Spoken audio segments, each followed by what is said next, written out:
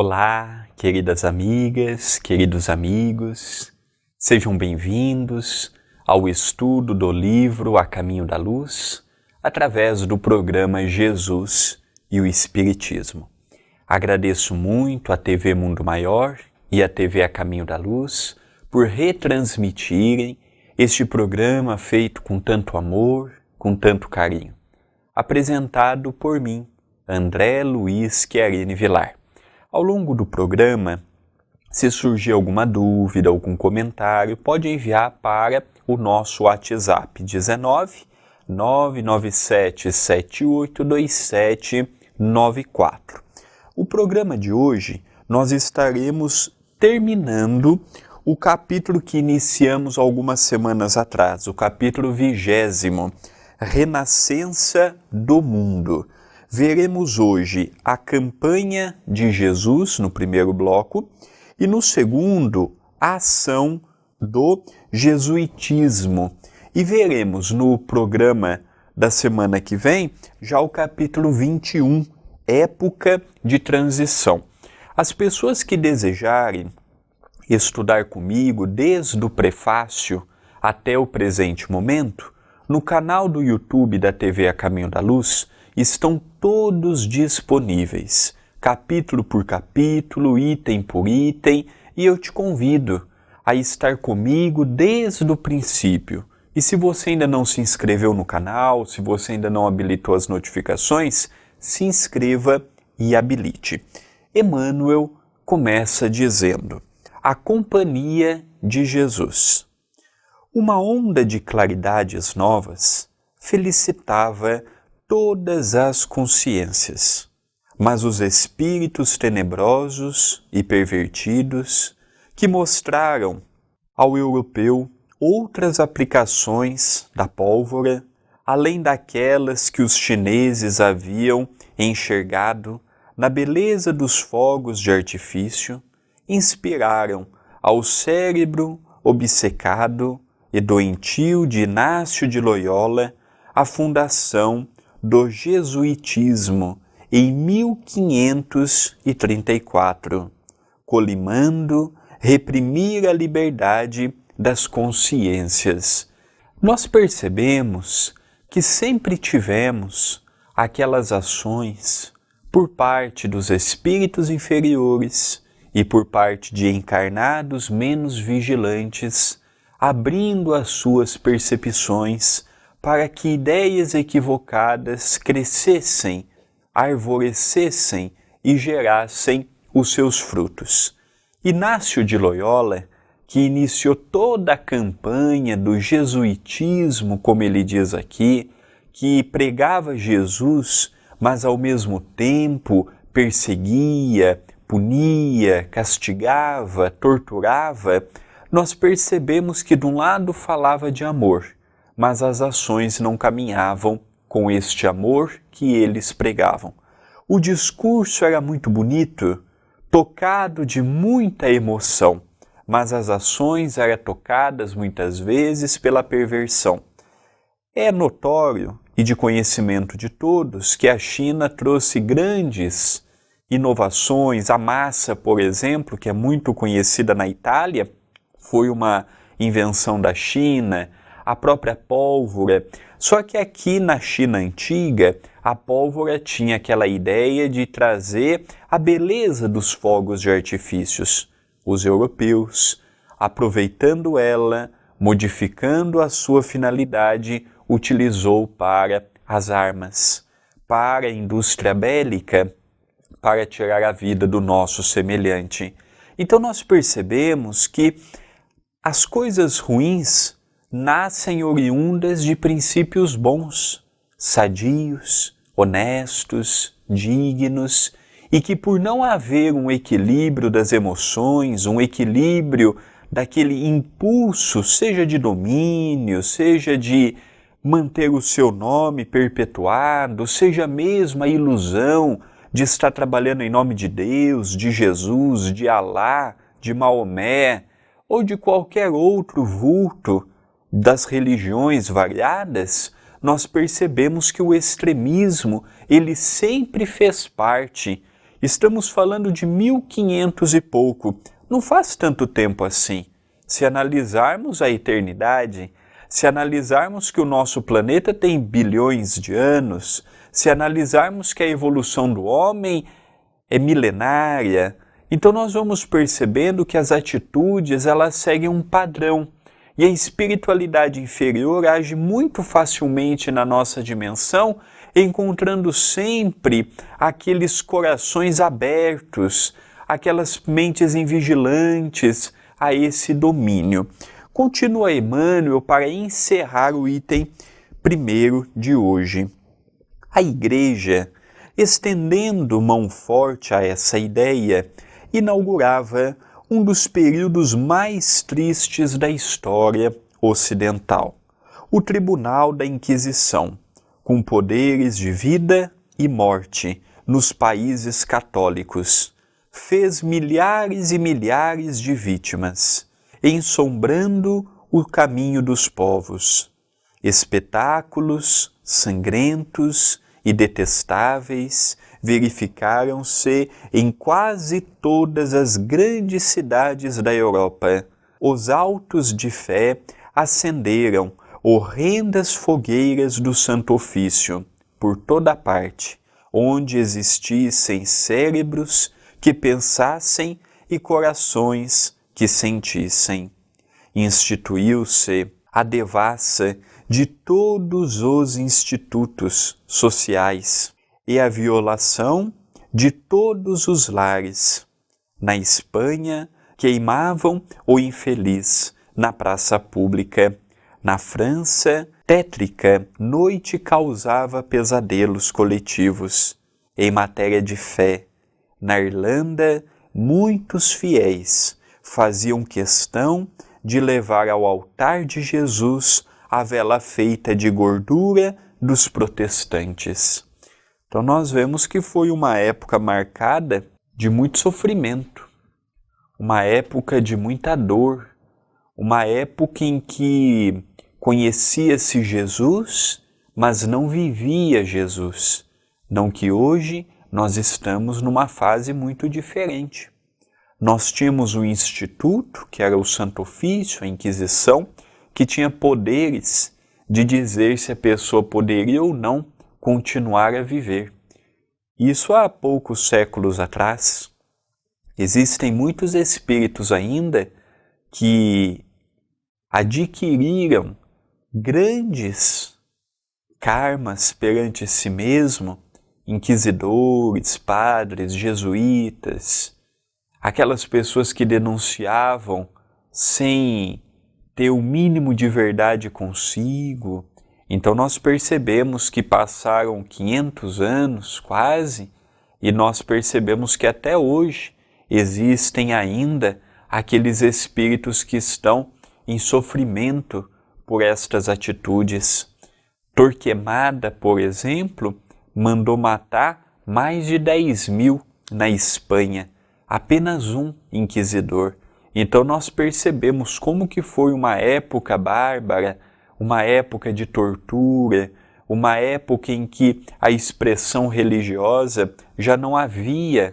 E olha que era uma época que já tínhamos as ciências caminhando lentamente, nós já tínhamos as artes, nós já tínhamos as faculdades, as universidades, então nós estávamos gradativamente. Isso foi como um retrocesso coletivo. E além das pessoas que adquiriram os seus débitos pessoais, também não podemos esquecer que aqueles países adquiriram débitos coletivos. Existem muitos países na Europa com graves dívidas morais perante aquela coletividade. Não sabemos a forma operandi de como funciona o acerto perante o alto. Não precisa necessariamente pagar o mal com o mal, mas nós sabemos da importância da restituição daqueles débitos.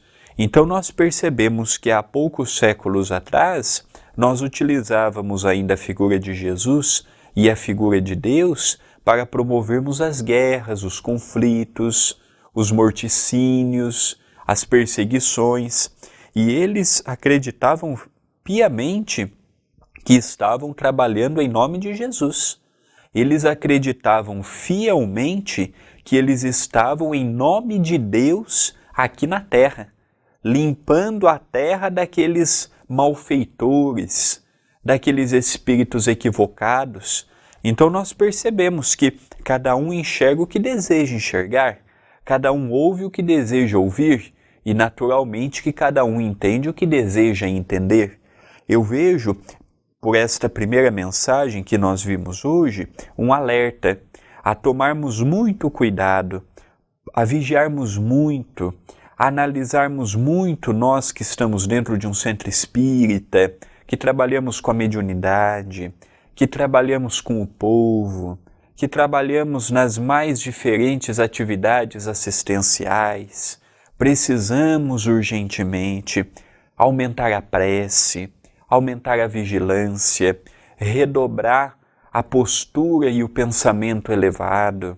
Não permitimos que determinadas ideias rondem o nosso núcleo, rondem a nossa vontade. Aqui nós vimos Inácio de Loyola, tinha boa intenção, mas o extremismo falou mais alto. Tinha objetivos no início nobre, levar a mensagem de Jesus, mas percebendo que aquele título pesou muito, que aquele poder sobrecarregou as forças que ele trazia, enveredou para o caminho da perseguição, para o caminho do extremismo, para o caminho da prepotência, para o caminho das guerras, para o caminho do extermínio. Quantos pequenos Inácios de Loyola nós não temos nas religiões, no trato com o povo? Quantas vezes ainda não tiranizamos em nome de Jesus, não perseguimos, não falamos meias verdades para agradar a este ou aquele, para atingirmos este ou aquele fim ou aquele objetivo? Então o convite que eu entendo desta primeira mensagem é que enquanto estivermos no mundo de provas e expiações, ainda teremos abertura para mentes não vigilantes permitirem determinadas atitudes extremistas como estas. Vamos para um rápido intervalo e já retornaremos.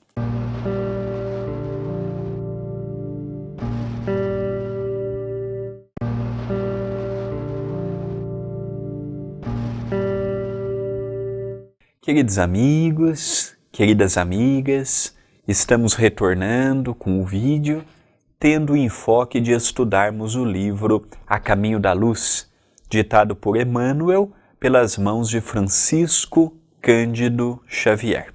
Hoje estamos encerrando o capítulo 20 e veremos o último item, a ação do jesuitismo, quando Emmanuel nos fala: a companhia de Jesus, de nefasta memória, não procurava conhecer os meios para cogitar tão somente dos fins imorais a que se propunha.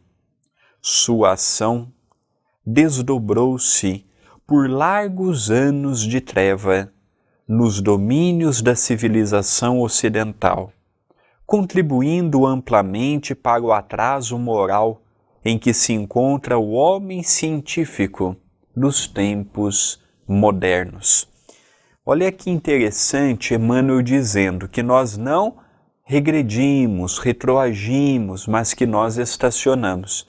E ao estacionar, isto dá uma demonstração de que regredimos, porque poderíamos estar mais adiantados do que estávamos. Foram anos, algumas décadas, em que percebemos que as trevas conseguiu imperar uma vez mais dentro do próprio trabalho de Jesus.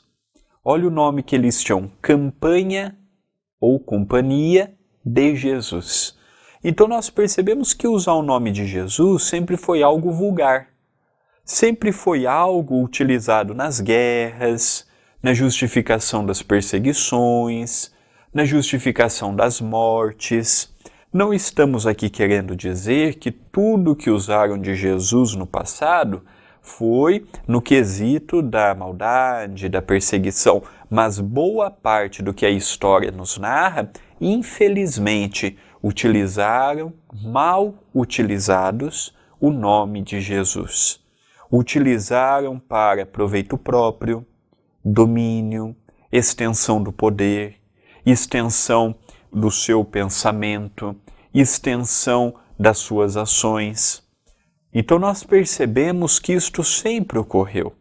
Pegamos Jesus, lia-se Jesus, ouvia-se sobre Jesus, mas só que aquela simplicidade, aquele amor, aquele trabalho com o povo, aquele desdobramento, aquela renúncia, aquela entrega pela causa, infelizmente, foi muito esquecida, negligenciada por parte dos encarnados.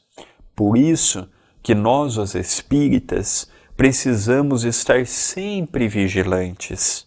Vigilantes com o que lemos, vigilantes com o que aceitamos como verdade, vigilantes com a nossa postura ética, moral no trabalho, dentro de casa, na sociedade, dentro do templo espírita. Precisamos analisar quais os nossos reais intuitos, os espíritos bons, os espíritos perversos, ambos nos conhecem e, quando são espíritos perversos, procuram nos iludir em nossas fraquezas e em nossas fragilidades.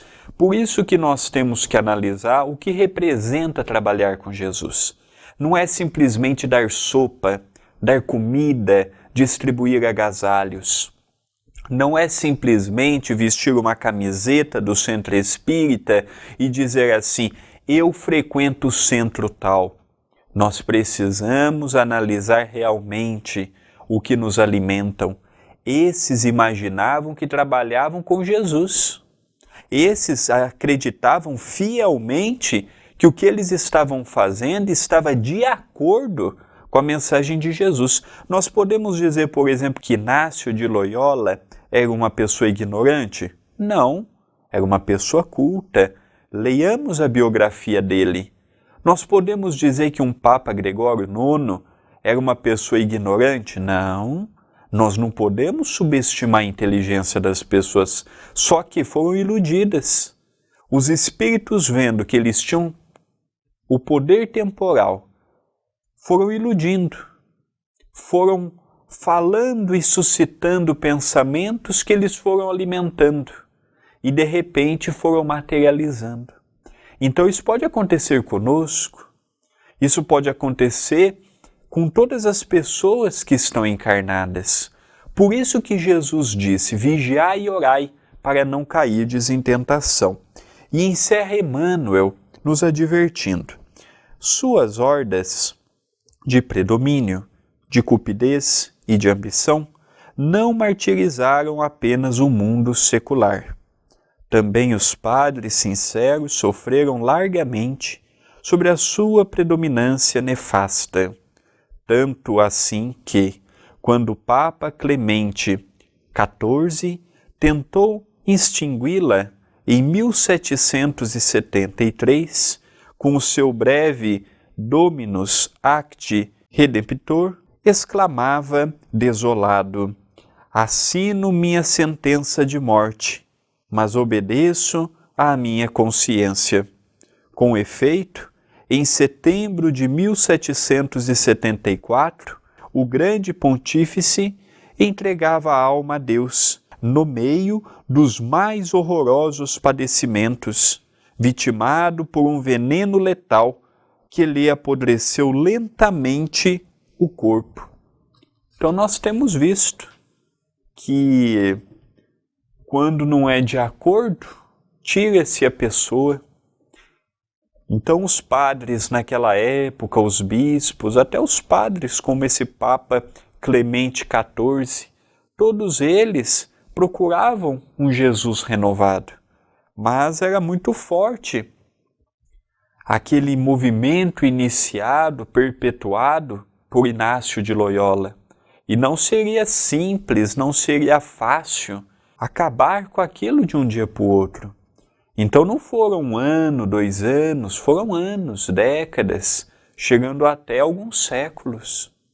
Então eu vejo que 1700 e pouco não faz tanto tempo assim. 1700 e pouco. Então nós precisamos analisar, às vezes olhamos o Brasil, olhamos o mundo, reclamamos do atraso moral. Como é que nós podemos falar de evolução moral se até 200 anos atrás no Brasil nós tínhamos escravidão? Como é que nós podemos falar de princípios morais, sendo que Galileu em 1500 foi preso, foi condenado e foi exilado porque disse que a Terra não era o centro do universo? 500 anos atrás, há 200 anos atrás tínhamos escravidão. Então nós percebemos que a modificação do comportamento, ela leva-se muito tempo, ela não verifica-se de um dia para o outro, avança-se rápido na intelectualidade. Hoje a nossa intelectualidade é bem avançada, mas moralmente falando, nós levamos um tempo grande.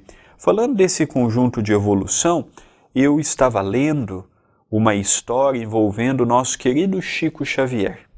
Uma história que eu julgo ser muito interessante para as nossas reflexões.